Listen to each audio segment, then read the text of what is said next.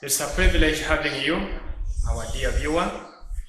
I welcome you to this lesson, Primary 4 class, Social Studies. We are going to have a continuation from where we ended last time in our booklet. And remember, we are discussing third term's work. So today we are going to page 7. Page 7 is going to give us yet another type of leaders that we have in our district, and this is none other than what we call the civic leaders.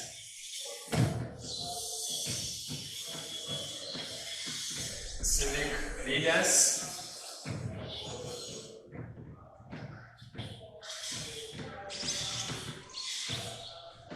Now, I have made it number 2 because in the previous discussion that we had, we looked at the first type of leaders, that was the political leaders. So today we are having civic leaders as our next type of leaders that we have in our district. Remember, we said in primary 4, we are basically looking at our district, and today we want to look at who are those districts, who are those leaders in our district who are called, or who fall under this, we call civic leaders. Now, to make us understand civic leaders, we are going to say civic leaders are leaders who provide social services to the people.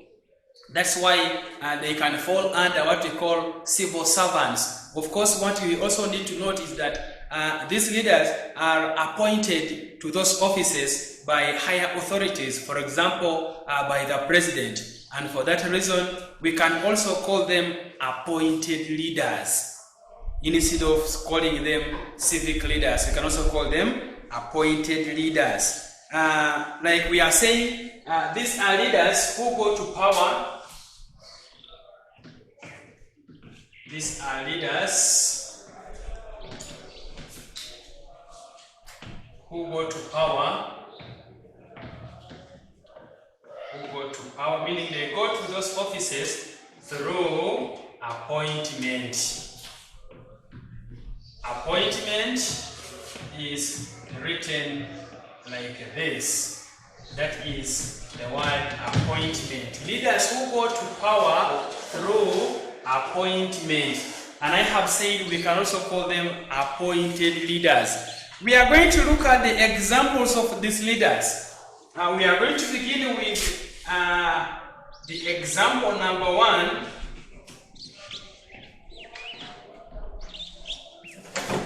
Remember, we are looking at the examples of the civic leaders that we can also call appointed leaders. Example number 1, we are going to have what we call the resident district commissioner. The resident district commissioner. Commissioner, we write it double M, and then after the I, again we shall have double S. Commissioner. This is what we write in short as RDC, the resident district commissioner.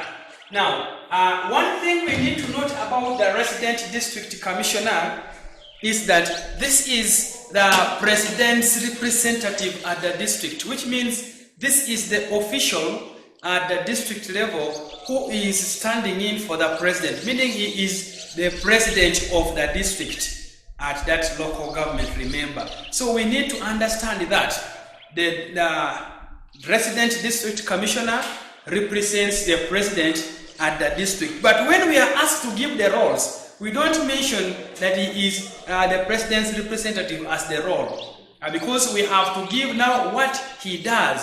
Fine, he is the president's representative. Now, what does he do in the district? So we have the roles given to us. The first role says that he is to coordinate the activities of the central government, that is at the local government, which means he is to bring programs from the central government and he brings them to the local government. Number 2, he is the head of security in a district. That's why we are saying he is the one who chairs security meetings in a district. And then also he is to advise the district chairperson. The district chairperson is the one we call the local council 5 chairperson. He is to advise the district chairperson on national matters, meaning issues which are on the central government. He is to advise the chairperson on them. And also he makes sure, or she makes sure, because this person can be a woman or a man, can be male or female, that's what I mean. Also, this person makes sure that the government programs are well implemented at the district level. Those are the roles that are supposed to be played by the resident district commissioner. Next, number 2, we have the chief administrative officer. We write this as chief administrative, not administration, but it's supposed to be chief administrative officer. We can write this in short as CAO. Someone can also pronounce it as cow, but now remember, this cow is different from the other animal that you know. No, we are not meaning that one. We are meaning the chief administrative officer. Some people can pronounce it as cow. That is the cow of our district, which means the person is not meaning the animal, but he is meaning the chief administrative officer. Now we are going to look at what does the cow do in the district. Number 1, we are saying the cow is the highest, or he is the highest civil servant at the district.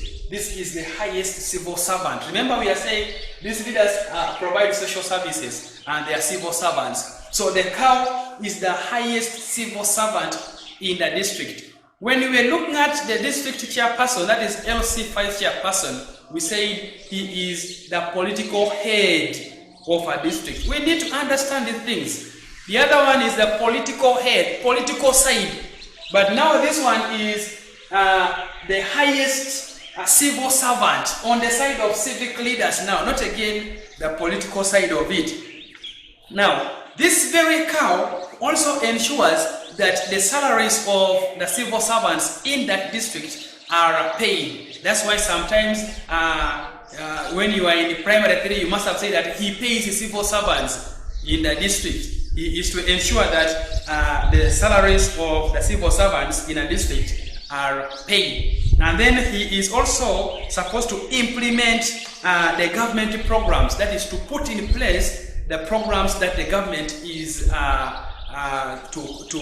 to have in that district. That is the work which is supposed to be played by the cow. And also he supervises other civil servants. Being the highest civil servant, he has that responsibility, he has that role to supervise the work of other civil servants. Next, we are going to the district internal security officer.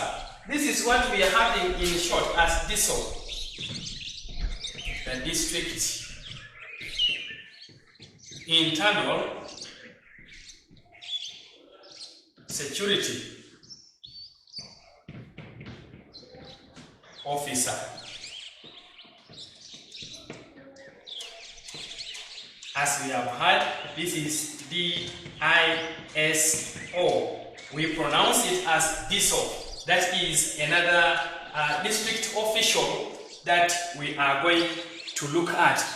Here we are saying this is a person who acts as the senior spy within the district. That is to spy on the security of the district. And then he is responsible for the internal security in that district. Next, we have the external security officer.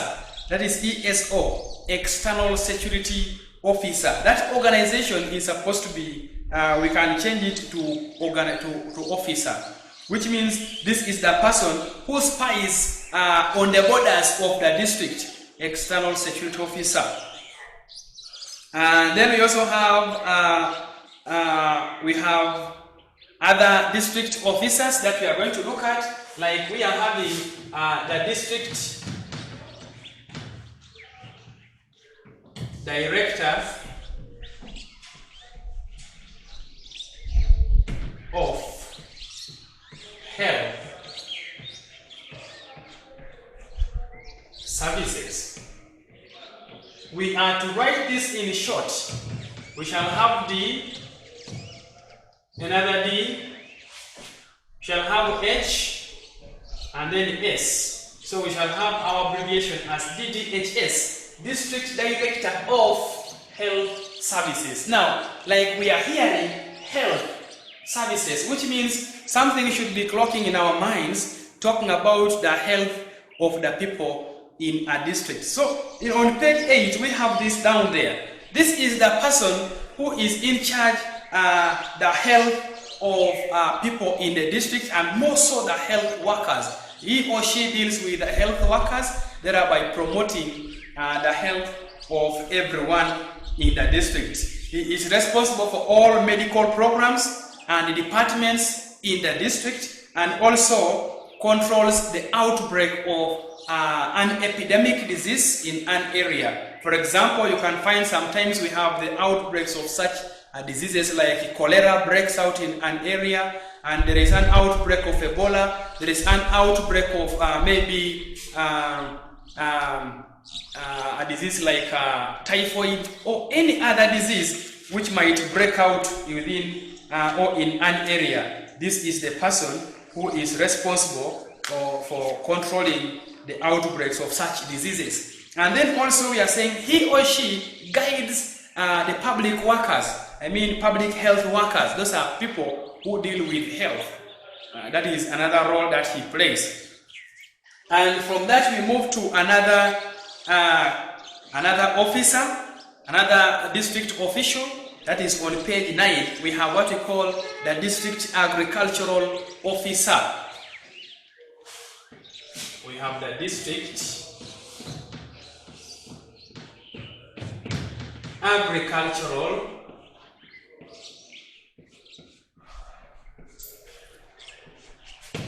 officer. How do we write this in short? We shall have D, we shall have A, and then we shall have O to form district agricultural officer. From the word agricultural, these things are very simple. We just look at that department. We just get the department of this person from the name. District agricultural officer, which means this is the person who helps farmers in a district. Remember, agriculture deals with growing crops and rearing of animals, which means we have this as a person who is responsible for agriculture in a district. He or she advises farmers on improved methods of farming such that they are able to come up with better yields. Like if we are having farmers who grow crops, he can give them better farming methods, teaching them on better farming methods such that they can be able to harvest a lot of yields. Or if it is the people who rear animals, of course, agriculture is in two sides. We are having crop growing and rearing of animals. Can also advise those ones who rear animals, that's what they call livestock farming, to have better farming methods such that they are able to improve on their livestock. That is about the district agricultural officer. In line with the district agricultural officer, we are going to have what we call the district veterinary officer. That is the next we are going to talk about. The district veterinary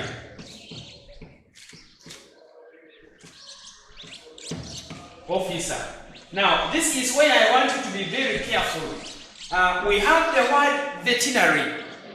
It has a funny way it is written, but we pronounce it as veterinary. Sometimes our children have a challenge when it comes to writing this word veterinary, because they might end up misfiring and they write something different. So this is the spelling of the word veterinary, which means this official can be written in short as D. We shall have V here, and then officer represented with this letter O. Now, when we come to our booklets, there is some correction that we need to make. In our book, it is written as district veterinary officer. Then in short, that is in bracket, it is written as DVC. Please, you are going to change that C to O. In bracket, they have written it as DVC. That is a typing error. This C is supposed to be O. So can't just make it, just complete it, because it's supposed to be officer. I hope you have corrected that. The next official, before we look at the next official, we have not yet given the roles played by Liz. Now, veterinary officer, of course, veterinary deals with animals, treating animals. We must have ever heard about a veterinary doctor. That is a person, that is a doctor for the animals, a person who treats animals. Which means in the district we have their head. That is the district veterinary officer, whose role is to supervise all the activities of other veterinary doctors in that district. He or she also advises or encourages farmers to use better farming methods so that they improve on their livestock. The difference we have between the district veterinary officer and the district agricultural officer is that for the district veterinary officer, we mainly look at animals, livestock, whereas the other one takes both. He is for both crop growing as well as the animal rearing side of agriculture. So that is about the district veterinary officer. Next in our book, we have what we call the district fisheries officer. We are going to make another correction there. We have it as district fisheries officer, not authority. Please make the correction. In your short form, it's going to appear as DFO. Now, before we come to talk about this person, we need to note that we are having two officers in the district having the same short form, but the full form is different. We have seen the district fisheries officer, DFO. We are also going to have another officer. Let me write it here. We would call this district forestry officer. So when we write the full form of this one also, we shall still have D, F, and O, just like here. I hope we are seeing that. So there is a very big difference between the two officials. Look at their titles. This one is fisheries, which means fisheries coming from fishing. Fish to fishing to fisheries.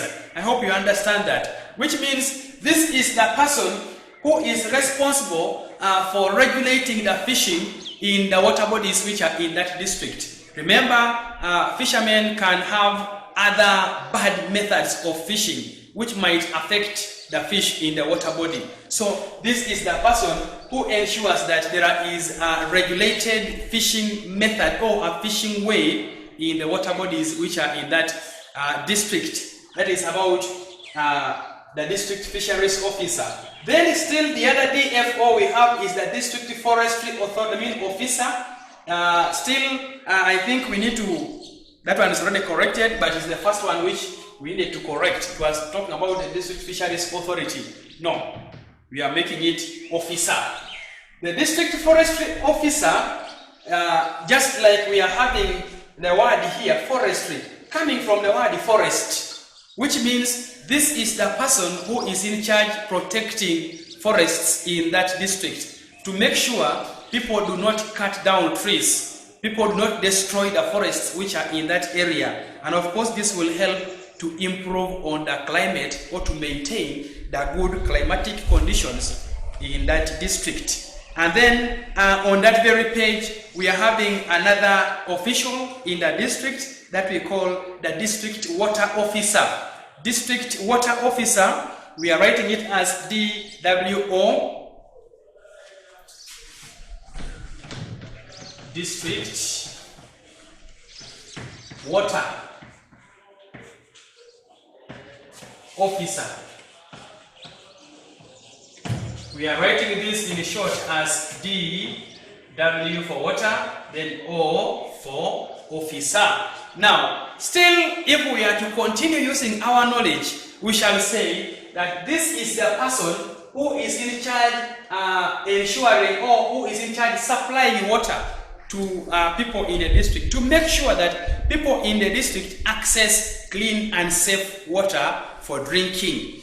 And then we go to page 10, which brings us to the schools now. We have what we call the district education officer, that is under other civic leaders. We are continuing to the district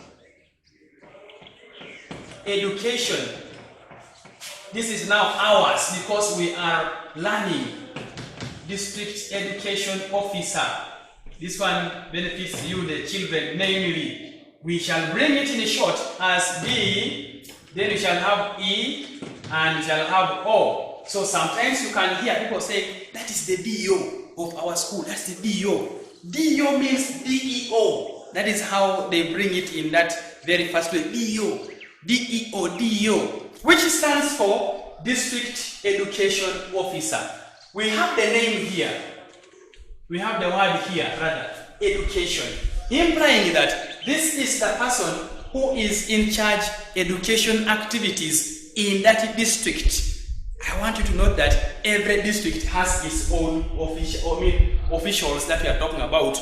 The DEO for Kampala is different from the DEO of maybe Wakiso, different from the DEO of maybe Ganga district, different from the DEO of Soroti district, different from that of Mbale district. Every district has got these people separate.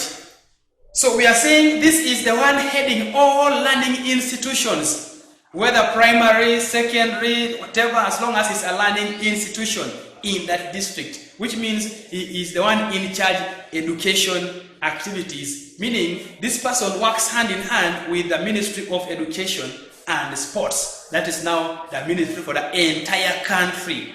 But for the district, it's the DEO. We are moving to the district probation officer. District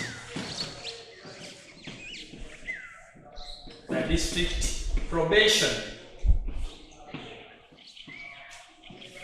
officer. In short, D, P, and O. The district probation officer. Now, the district probation officer, this is the one who is in charge things like conflicts in families. For example, you'll find that if people have a family matter, a family conflict, a family dispute, these issues are settled by that person in the district. You find maybe a man has maybe a misunderstanding with his wife. So this kind of issues will be settled and addressed by that person. We call the district probation officer. Also, if you have a misunderstanding, if you have something threatening your life as a child, can also help to work on your affairs. So we need to understand now again another thing there. When we look at the local council one committee, we say there is that person on that council who is in charge of children's affairs. That is the vice chairperson. Now also here, this very person can also help to address the children's affairs. That is now at the district level, not again at the local council one chairperson. And also he advises people, or he helps those people who have what you call special needs, people with the disabilities. And like we have people who are the lame, the blind, that category. He can also help them so that they can be able to cope with life. So that is about the district probation officer. The next official we have is the district planner, DP. District planner, in brackets DP. As we can hear, planner, which means this is the person who plans for the development of the district. You'll find they are the ones to know which house or what type of house to be built at the district and which one should not, and where should it be built. So that is the work of the district planner, to plan for the structural development of a district. And then we move to what we call the district police commander, DPC, district police commander.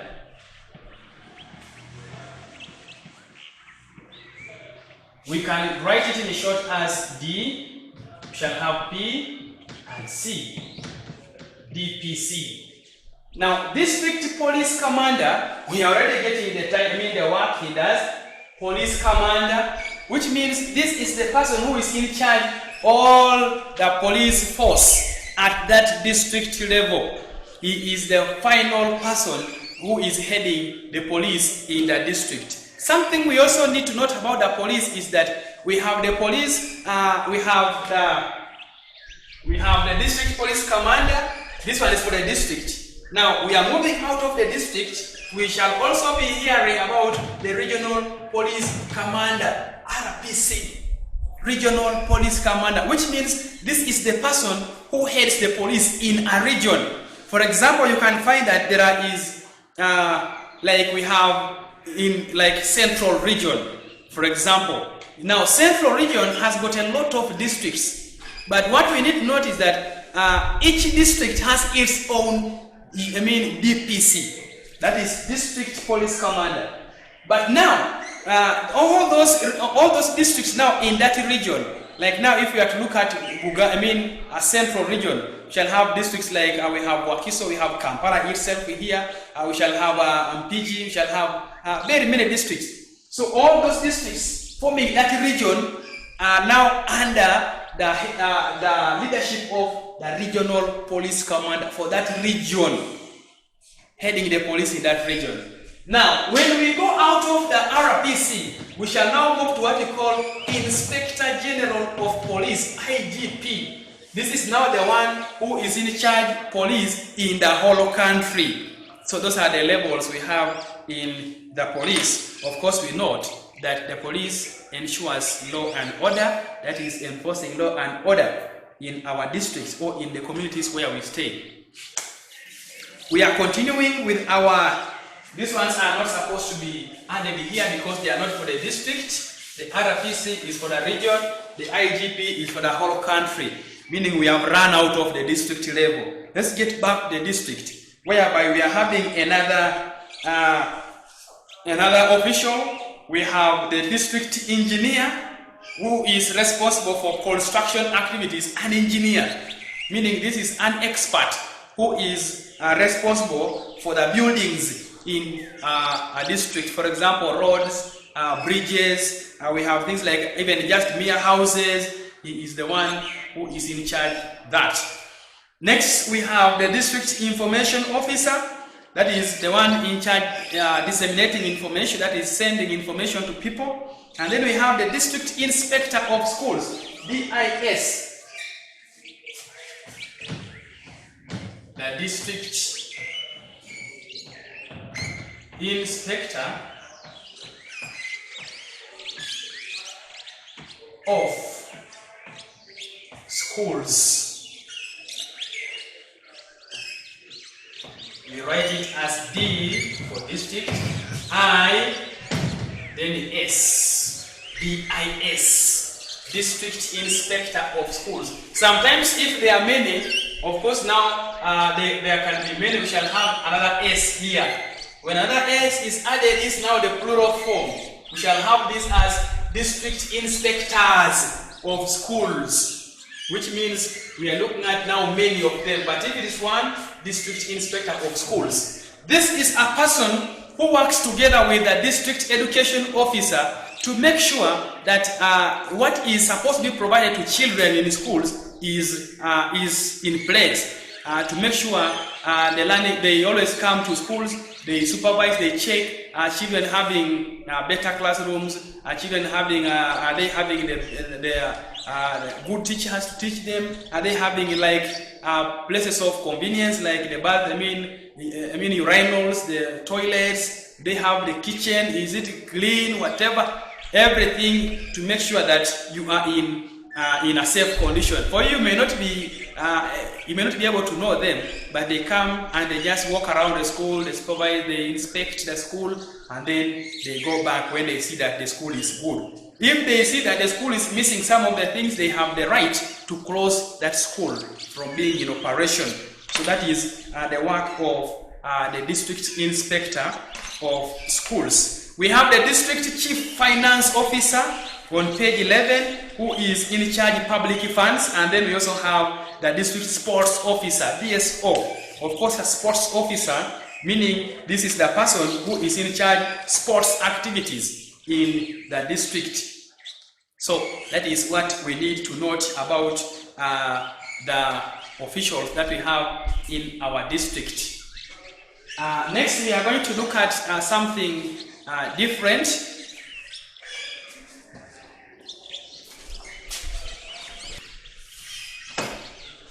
So, since we talked about the district police officer, the district police commander, DPC, and we talked about him being in charge of security, that is the police, is the head of the police in the district. We are now going to look at what we call the Uganda Police Force that we have on, lesson 7, it's written lesson 7. It's the first lesson we have on that page 12. Now, the Uganda Police Force belongs to, it lies under the Ministry of Internal Affairs, and we are saying it is responsible for maintaining law and order.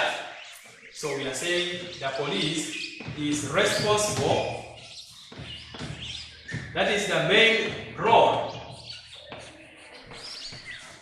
for enforcing. We can call it maintaining, we can call it enforcing law and order.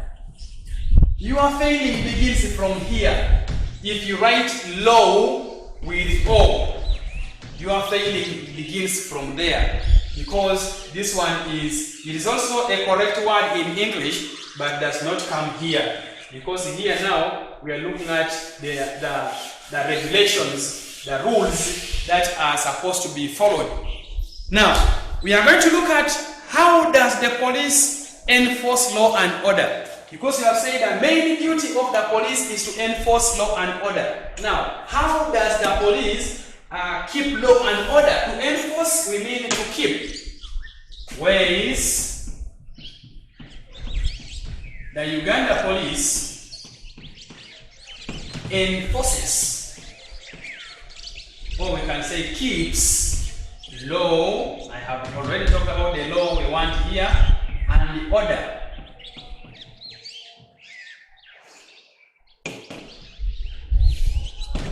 That is our next discussion. How does the Uganda police keep law and order? One, the Uganda police keeps law and order by arresting suspects. By arresting suspects.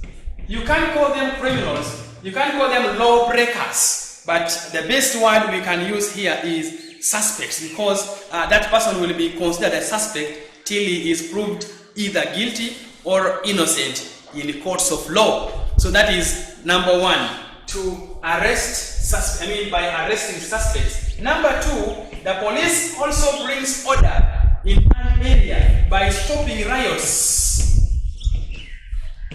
Stopping riots or demonstrations. You find sometimes people are demonstrating, people are rioting, and they are making noise, and when they do that, there is disorder in that area. So the police will come with tear gas, they disperse everyone, and their order will be restored.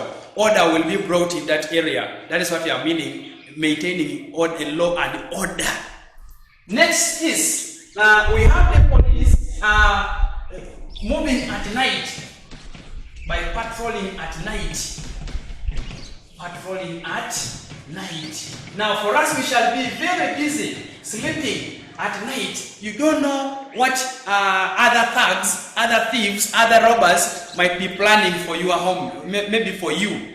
But you will find that the police will be moving at night patrolling areas, such that if they get such people somewhere in dark areas, they will ask them, what do you want here? And they can take them away. So that is another way they bring order. Now for you remain sleeping in your room, orderly, without anything, just wake up the next morning, you don't know what was happening at night. They are there to patrol so that you have good sleep and no one disturbs you. Thereby they bring order in that area. Another way the police brings order in an area is by stopping fire outbreaks. Stopping fire outbreaks. You find sometimes fire can burn a building. There is an outbreak of fire, so you find the police moving there with those vehicles that are carrying water, such that they go and put off that fire. That is another way to bring. So we have the police patrolling at night, and then we have the police stopping fire outbreaks, whereby we say when there is an outbreak of fire, like fire is burning a certain building, you'll find the police will move with their cars, with those vehicles carrying water, so that they go and put off that fire. As they do that, they will be bringing order in that area. And then the other way that the police keeps law and order is by controlling the flow of traffic. Controlling the flow of traffic. Traffic, we are looking at the vehicles moving on the road. So we have the police controlling the flow of traffic on busy roads. You find sometimes people, we can call them road users, like the drivers. You find if there is no policeman in that area, you will find how disorganized people can go. The other one wants to cross fast, the other one also wants to cross fast, and this occurs in junctions or roundabouts, and as a result, they will end up locking themselves, or they will end up locking themselves in an area or in a way that one cannot even move. They are all there hooting, the other one wants to pass, the other one wants to pass. So there will be a lot of disorganization, no order at all in that area. But now, you will find that we have a police section. We shall be looking at those departments in the police section, in the police force. You'll find that there is that department of the police that will be responsible for creating order in that area. You'll find them always with the whistles. They blow the whistle, and you will find the other side is stopped, and then this one's cross. This one's cross. Then from nowhere they'll also stop these ones, and then others cross. That is what we call order. Such that they come, you wait a little, others pass, you are late to go. That is creating order in that area. So that is another way that the police creates or keeps law and order in an area. Of course, this takes us to the departments in the police force. We have the Criminal Intelligence Department, the Criminal Intelligence Investigation Department that we are calling CIID, and we are saying this is the one which is responsible for investigating crimes. And we have the Fire Brigade, which we have said it's the one which is responsible for stopping fire outbreaks. We call it Fire Brigade. We have these departments on our page 12. We have the Signal and Communication Department. We have the Department of Community Policies, that is for teaching people on how to work with the police. Remember, we have to work hand in hand with the police so that we can make their work effective and easy. How? We're supposed to make sure we report criminal cases in the communities to them so that they get to know what's happening. Because if we do not do that, then they will not be understand what's happening in our communities. Then the other one is we have the Department of Road Safety and Traffic. That is the one that we say that it's responsible for controlling the flow of traffic on busy roads. And then we also have a Department of Children and Family Affairs. That is to make sure that those misunderstandings in families are not there. And then we have the Passport Department, which is to issue the passports to people who need them. We have the units of the police. We have the dog unit. We have the anti-riot unit that we say is the one which stops those rioters or people who demonstrate. And then we also have the anti-stop theft unit. And then we have the Marine Police Unit. Then we have the Rapid Response Unit. and then professional standard unit. We are having on page 13, we have what we call the officer in charge. That's what we call OC, officer in charge. This is a person who is in charge of a police station. That is, it is the police officer who is who is the head of a police station. Remember, we looked at the head of a police in the district. Now we also have the head of the police station first before we go to the district level. So that person is given the title as the district, the officer in charge. That is OC. So that is what we can be able to discuss as per now. And I thank you so much for your attention and participation in this lesson. Next, we shall be looking at another issue to deal with the police, as we shall be continuing with our workbooks. Thank you and have a nice moment.